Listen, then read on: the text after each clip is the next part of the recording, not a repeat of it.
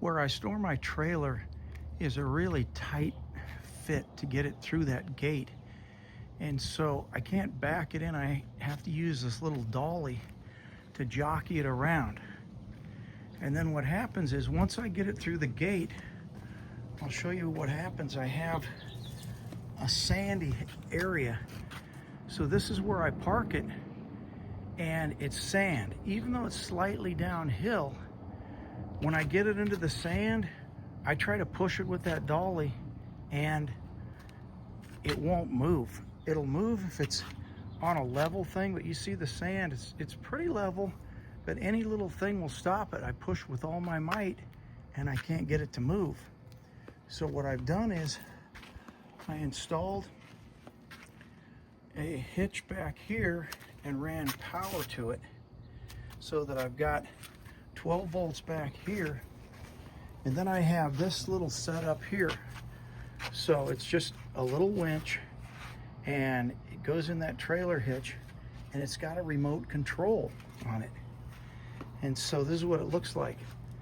This winch was $100. You can get them for $50. And so it was so cheap, I thought, I'm just gonna hook this up. And then if you look, I put it in there. I'm gonna anchor it probably on my other trailer or just anchor it to the car.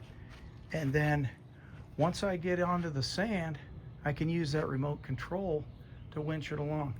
I could get my car out and hook it up and try to back it in, but it's so much easier to control with the dolly and do that way, and I'll demonstrate how it works. All right, I've got the winch installed into the receiver, and then as you can see, there's a quick disconnect that I basically just plug into here. That gives me power. The way that I routed power back here is I just bought a long set of jumper cables and I ran it. You can see it's under here, and it even gives me a display of how many volts are on the battery, but I basically just ran it along the frame up to the battery, and then on the ends I put connections for the battery and a quick connect here. Now I'm going to pull the line out and hook it. I just rolled the trailer into the sand, and just that little bump that the gate makes on each side, I can't get it over that. It doesn't take much. It takes a few hundred pounds maybe. You can see there's a little bump there, and I'm stuck.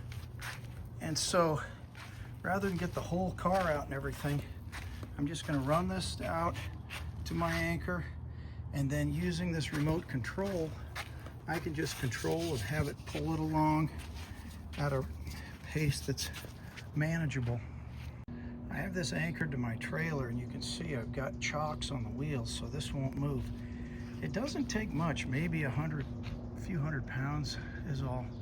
So I'll show you. I've got it hooked up, and then I'm going to go to the front and start working it. It has 100 feet of rope, and you can see it's just about enough. I've got a few wraps there. Then it goes all the way back here to my trailer where it's anchored. And so I'm going to go around to the front and start steering it and pulling it in. You can see the little red light is on, so my remote is on. I grab this. I'm going to try to do this one-handed, and then when I push the in, it starts moving the trailer, and you can see it's going to take up the slack first, and then it just starts moving it along. It turns out it's just about the right speed.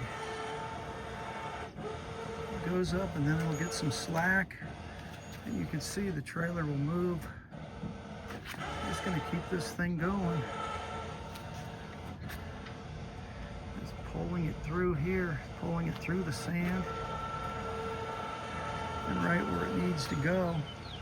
I like the speed's about right.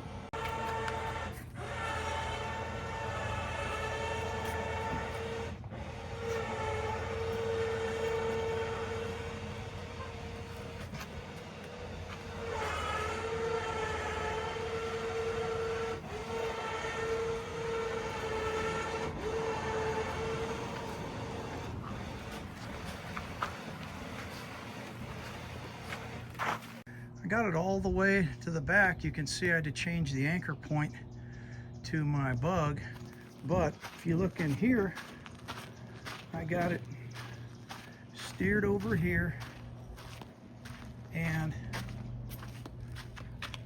it's tucked right in along the fence where I like it, because I like to keep it in the shade under this giant tree right here. And so it pulled it back there perfectly.